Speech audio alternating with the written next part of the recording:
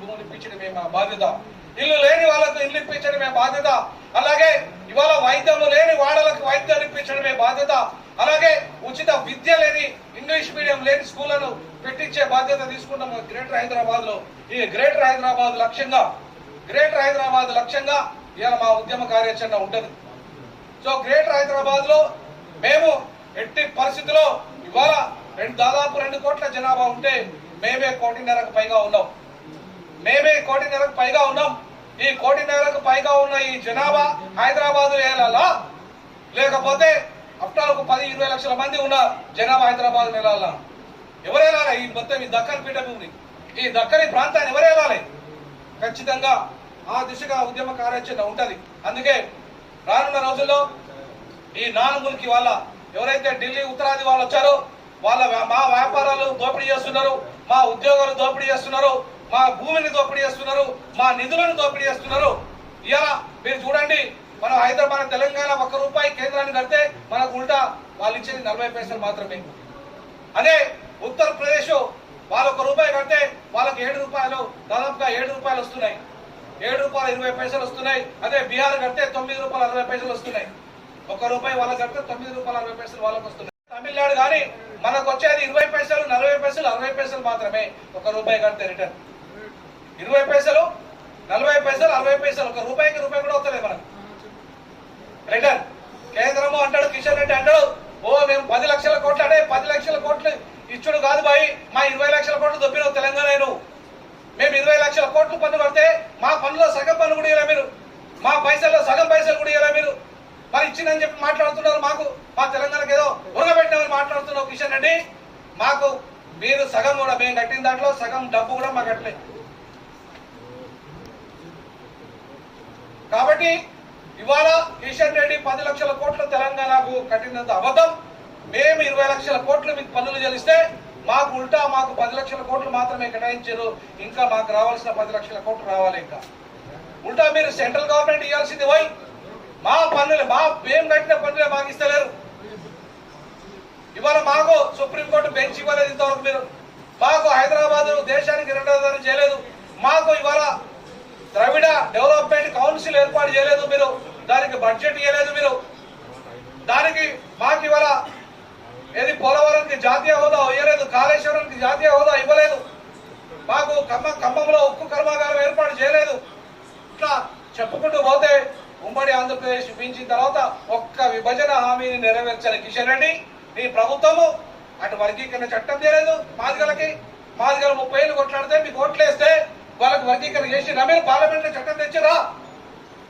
ఇలా బీసీలు ఓట్లేసి బీసీ మీకు ప్రధానమంత్రి అని చెప్పి దేశమంతా బీసీలంతా మీ వెంట ఉండి ఓటేస్తే బీసీలకు ఏమన్నా ప్రత్యేక మంత్రిత్వ శాఖ ఇచ్చిండ్రా?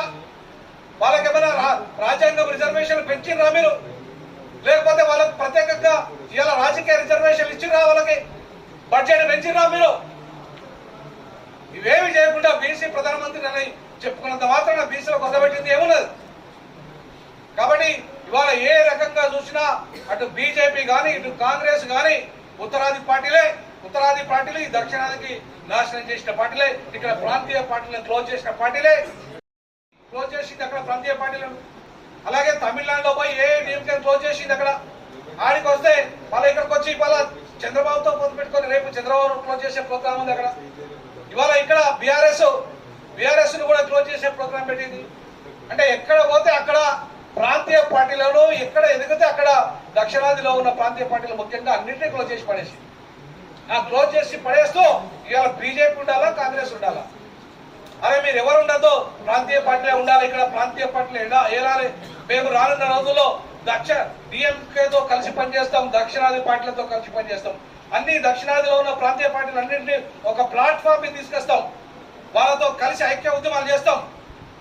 రేపు 5వ తారీఖు అఖిలపక్ష సమావేశం ఏర్పాటు చేశాడు ఎవరు? డిఎంకే స్టాలిన్ ముఖ్యమంత్రి, తమిళనాడు ముఖ్యమంత్రి. ఆయనకు పూర్తిగా సంఘీభావం ప్రకటిస్తుంది డీజాక్. సంఘీగా పూర్తిగా ప్రకటిస్తున్నాం. ఇవాళ స్టాలిన్ చేసే ఉద్యమానికి సంపూర్ణ మద్దతు. ఇక్కడ త్వరలోనే స్టాలిన్ హైదరాబాద్ తీసుకురాబోతున్నాం.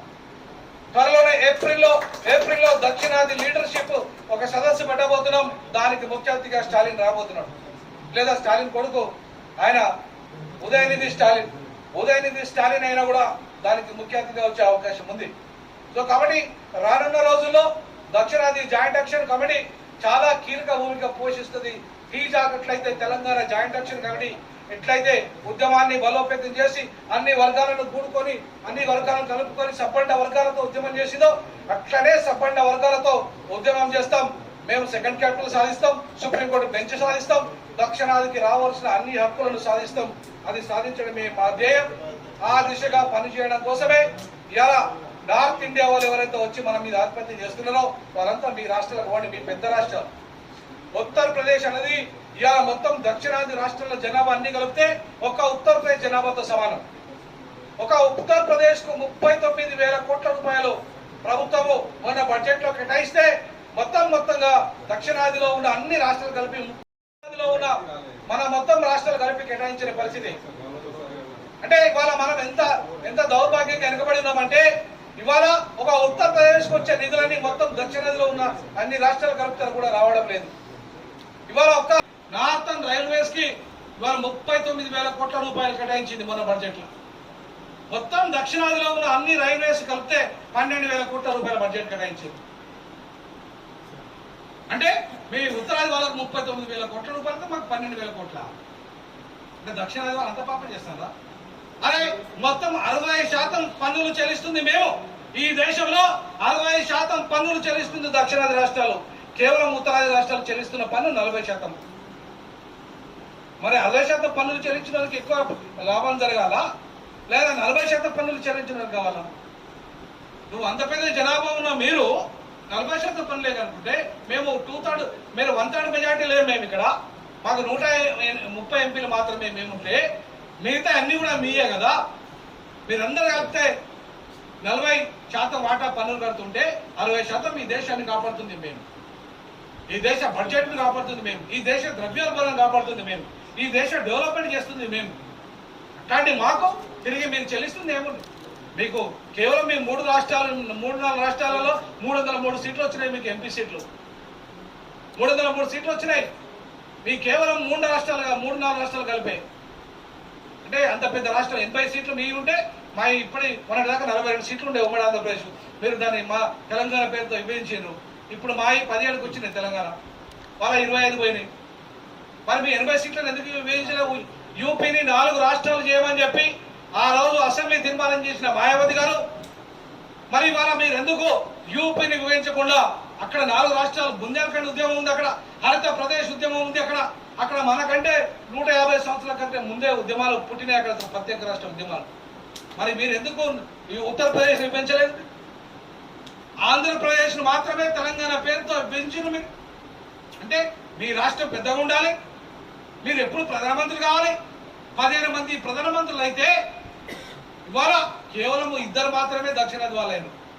78 సంవత్సరాలు ఈ దేశ ప్రధానమంత్రిలో 8 సంవత్సరాలు మాత్రమే మనం చేసినాము. 70 ఏళ్ళు వాళ్ళే చేశారు. 70 ఏళ్ళు ఉత్తరాది వాళ్ళే ప్రధానమంత్రిగా ఉన్నారు. ఉత్తరాది వాళ్ళే కీలకమైన మంత్రి పదవులలో ఉన్నారు. మాకు ఉప ప్రధానమంత్రి కూడా ఇవ్వవా? ఆఫ్టర్ ఆల్ మొన్నటిదాకా జగన్మోహన్ రెడ్డి 4-5 ఉప ముఖ్యమంత్రులు పెట్టుకున్నాడు చిన్న రాష్ట్రానికి. అవునా కదా? ఇప్పుడు ఇక్కడ ఒక రాష్ట్రానికి ఉప ముఖ్యమంత్రి ఉన్నాడు. మరి ఈ దేశానికి ఉప ప్రధానమంత్రులు ఎందుకు ఉండట్లేదు?